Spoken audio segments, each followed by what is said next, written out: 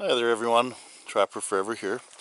We're just going to go out and check a few wolf snares at Small Spruce Bait.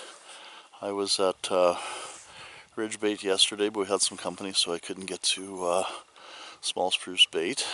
But there's a couple of wolves that actually did come into my trail to Ridge Bait there, but they came down the trail for a little ways and kind of has a 90-degree bend there before the big bait, and they turned off. One came back out of my tracks, turned around and went with the other one into the bush towards the bigger spruce there. So they were in there. They didn't commit.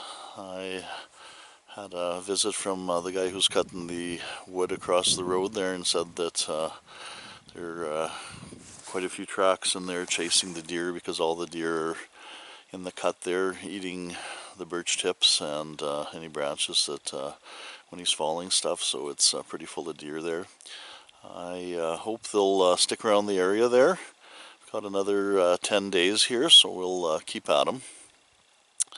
Anyway, I just got back from the Saskatchewan Trappers Association Convention in Humboldt a couple days ago, so had a really good time there. Met a lot of great people, and I'm pleased that they're keeping it up, and it takes a lot of work and volunteer effort to keep that going, but as trappers we should attend events like that if we can. Like I said, met a lot of new people, met some old people that I had met earlier and had chats with them, so it's always good to talk to like-minded people who love trapping, who love the outdoors, and we can always learn something from each other. I'm going to post with this video. I'm going to post just a few highlights. I was having camera issues and charging issues with my camera there, but I do have a few clips that I will post shortly after what I'm doing here, and just give you an idea of what happened there for the weekend. But once again, it was a good time. Had a good banquet, a good auction, and some displays. So I'll give you a peek of that during this video. I also have some older footage I didn't post yet, just of a few coyote catches. But I'm not sure if I'll have room on this episode to post them. I don't want to make the episodes too long. But if not, I will post them in a future episode. So we still got some winter left here, and we're gonna continue on. I would really like another wolf by the end of the season here, so still a lot of snow on the ground and the nights are still quite cold. So I will get into the bush and I will get together a video and hopefully post it today or tomorrow. Take care everyone, and remember, life's better on the mountain. Good morning everyone, TrapperFURever here. We are just on the road here, headed into Humboldt for the Saskatchewan Trappers Association Convention, and hopefully we'll have a good turnout there. We haven't had anything happening for quite a few years. I think the last time they had was in 2020, just when COVID was starting to hit, and here's a collector's item, everyone. NAFA, no longer in existence, but got a remembrance of it anyway, and we'll carry on to new and better things, I guess. But we'll see. Today's Friday the 17th, St. Paddy's Day, so I think registration opened at 8:30 or 9 o'clock or something, so it's about 9:30 here, so just heading in, and we'll see what's going on. I'll keep you posted as we go through the doors. Take care. Good morning everyone, we're finally at the Friday morning convention here, so this is just a basic list of events of what's going on today and tomorrow, and we have the registration desk here, and just a few displays. There's a lady who takes your money. She likes taking money, so that's good.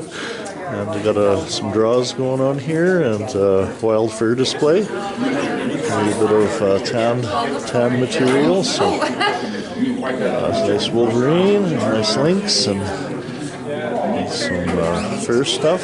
Nice coyote fur hats, and we got some other stuff for sale here from the Saskatchewan Trappers Association, I'm thinking. So, sorry. Yeah, that's all right, no problem. Yeah, that's right. So, it's early morning here. People are just starting to come in or whatever. So, yeah. Hi, ladies. Good morning.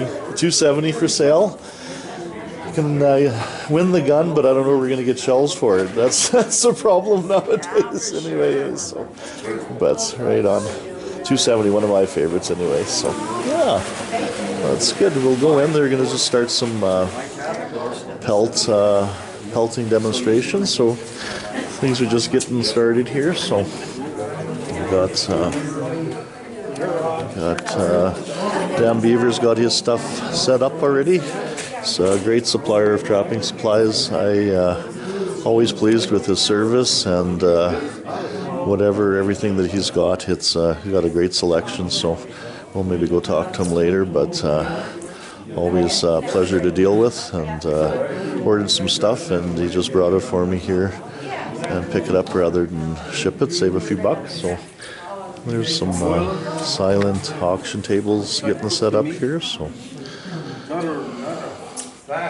we'll see what's good to whatever, but and looks like the guy started a pelting demonstration here, so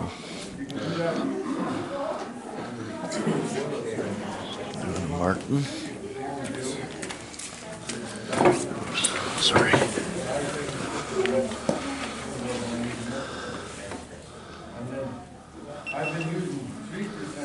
And I wish I had a big enough room and a skinning setup like that. So, but nice dark looking Martin. And looks like it's got a beaver, coyote, fisher, maybe a mink behind him too. So.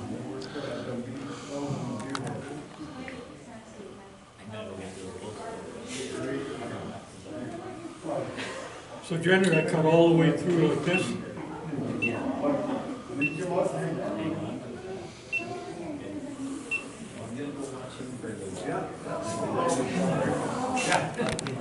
This knife here, I've been using it for 30 years, and it looks like it too. But I just love it. It's the perfect steel for it, everything. And I've tried years ago, 20 years ago, I tried buying another one.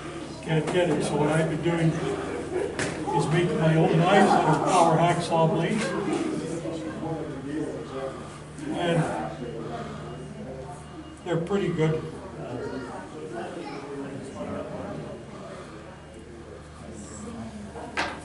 You get the picture? Yep. Slowly but surely, hey? Process being videotaped. It used to be years ago we didn't wear gloves. I think a lot of the older guys can relate to it. You had a better grip because your fingernails could catch it, eh? Especially when you got a greasy animal, it slips on the Oh yeah, that's right. The fingernails make a difference. Eh? I always said they should have gloves like this and have something rough on them like sandpaper, so your hands don't slip on them. On Martin, I mean, these are good enough. Basically what I do is I get down to the first claw here.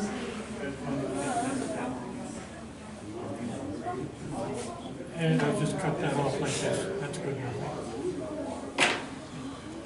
Some guys just cut them off at the elbow. It looks a lot better. I'll show you why I like to cut them further on when I'm putting it in the bone. Yeah, so anyway, doing up the Martin, and we'll take a little break here, and when he starts maybe skinning someone else or somebody else skinning something, I'll turn you back on. It all comes down to boarding. That's the trick to getting your best price for a Martin.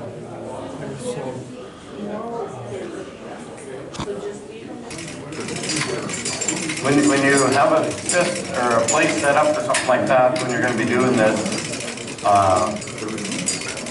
this is actually better than the way I do when I do my trapping courses. Usually when I do it with the trapping courses, mine is all just manually pulled. At home where I do it, because I get old, I guess I'm older, so that's not working so good. When you get older, you find out that you actually have to do stuff the easier way. So at home, I just push the button once I get it partially down, or even like now, just push the button up and down. Makes a lot of difference. If you are going to do any amount of it, just set it up, have it set up so that you can do it the lazy man's way. I call it the old man's way because that's what it is right now. For the coyote, first thing you do is you start, you comb it out. The reason you're doing that, because if you got any burrs and you start skinning, you're going to find out that those burrs, they cause more sewing. Hard to believe, but it does turn into that because what happens is you put a hole into it.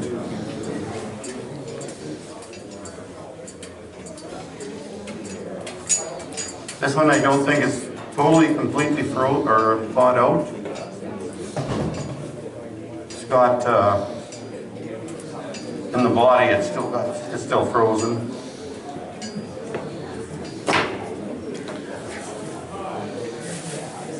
I left a snare on here just to show what it does.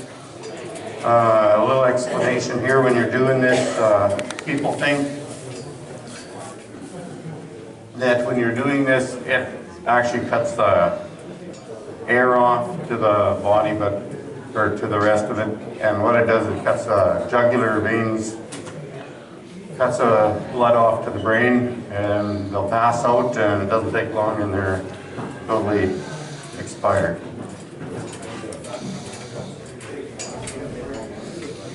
It should be okay. There is lots of frost in here yet. First thing you do is you look what I'm doing here. I don't like a lot of blood on the floor because then you tramp into it. When I do it at home, what I got underneath it is one of those underneath the hot water tank. You can buy them. They're aluminum, plastic, whatever. You put that. There's a little lip like that. You don't have to worry about nothing. It'll be good.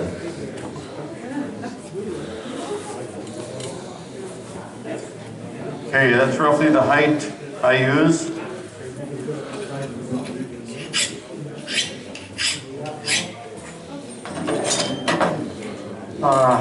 The way I start, I usually start on the hind legs here, and this is the way I do it at home. I have a same system, same as this. I don't even use a gambler, like nothing like that. Just use a rope and it's got the hook on it, and I just hook it up after.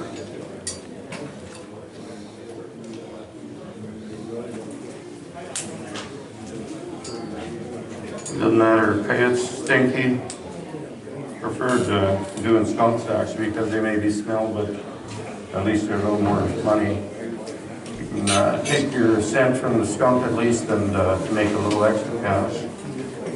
On this here one, the little red here, what happened is there's these birds that are around and they're raven, they're called. And they sort of got into the back end, which it didn't really do no damage on it. That's how I do it. I do it up to the tail end. Then I come in here, shove it in. A lot better before they picked it out. Just in here they picked it out a bit. Take it and try to follow the line up, more or less. And then across here, I'll just shove it in and bring it out.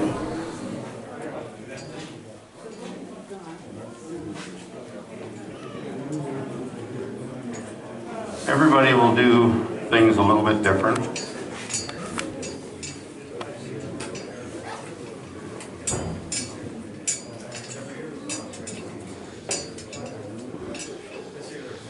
whatever you get used to.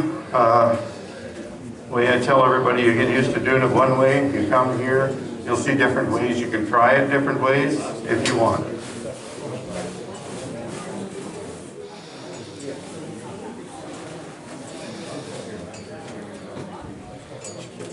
I was always taught that when you're doing this, you skid it down, you put the knife in and pull out. 2 reasons: you're supposed to keep the knife sharper. 1 reason, and the other one is you don't have cut fur. If you cut into it, there's shorter fur, longer fur, it'll make a little mess.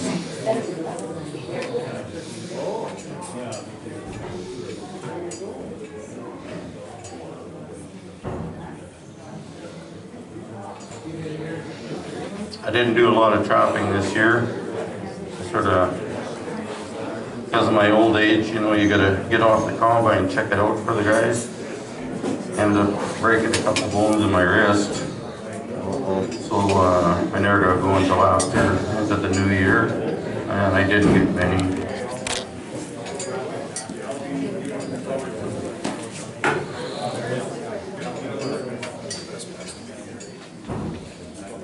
Now I'll go to the other side.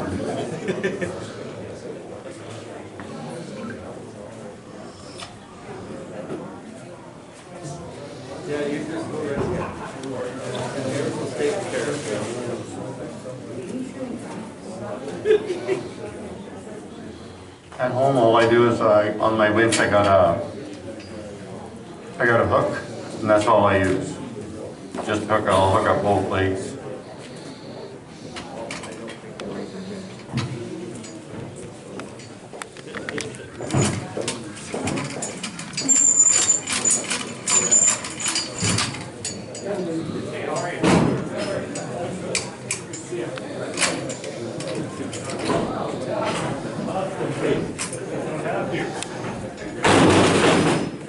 I didn't do it.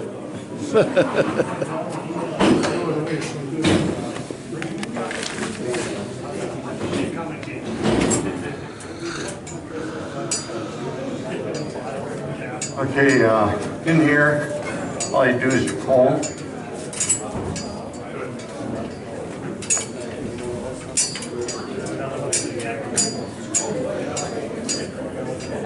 If you're into, like the people in the U.S., they do a lot of making their own vape in that.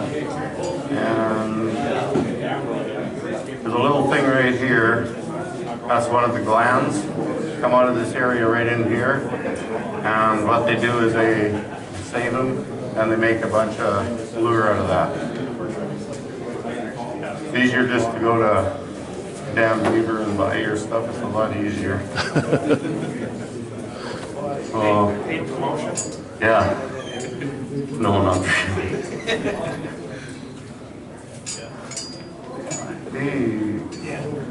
They made a mess. Ravens both sides. They pulled out, it looks like they pulled out his hollow in there, so they pulled out a little bit. This one is still frozen in here. It's not, hopefully it's not too bad.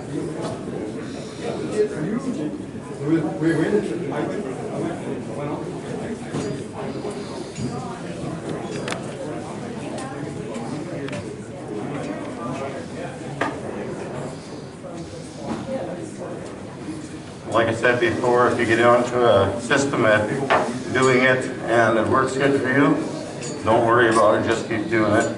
You can try different things. And if it works, fine. If it doesn't, you may go back to your old ways.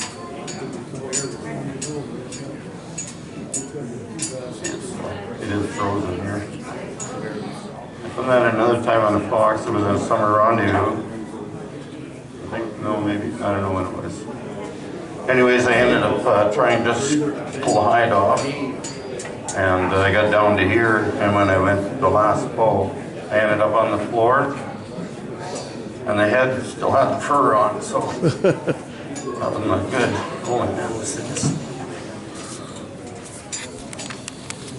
Okay, so what I do is I'll take it down to there. Split it here a little bit more.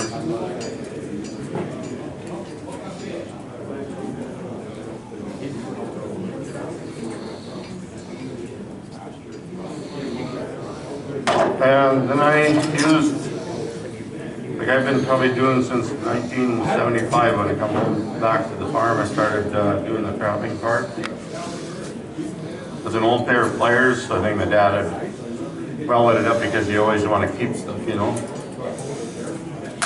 Oh, that did not sound good. Oh, this is going to be not good. Usually the pliers pull it off. This one is not going to work.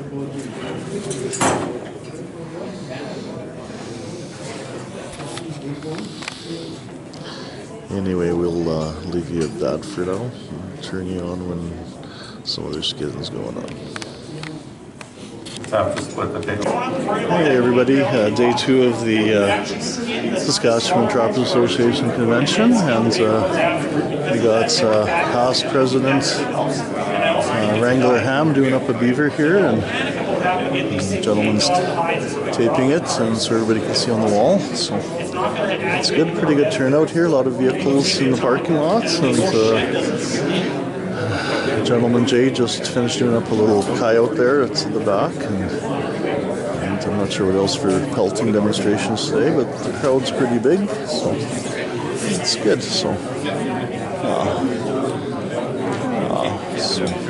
it's good. Gonna have to get some tickets here on the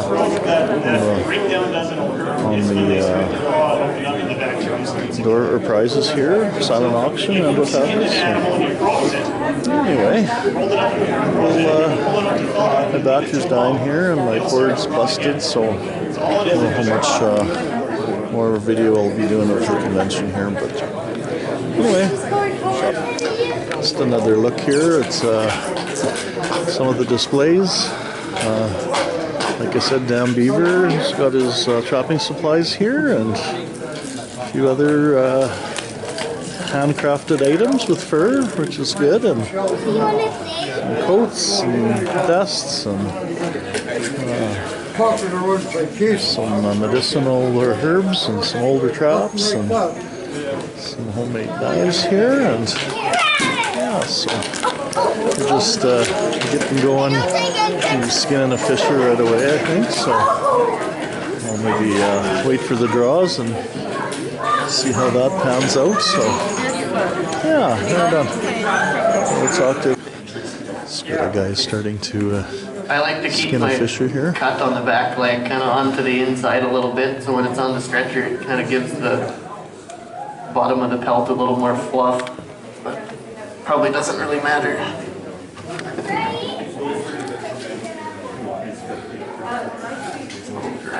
Yeah, this camera's about to die probably, but anyway, we seen a beaver being done earlier, another coyote, and I think there's a fisher and a mink yet to go here, so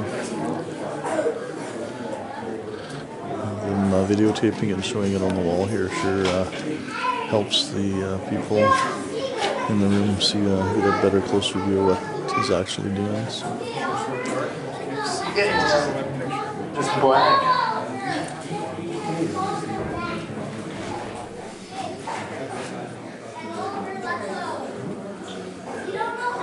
Hey Camel Cowboy, is this one of your fishers? Sure got enough of them this year, so.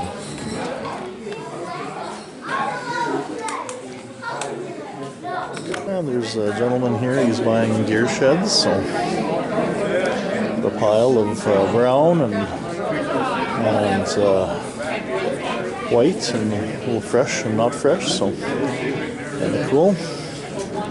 Might have to get rid of mine someday, but I kind of like hanging them from trees.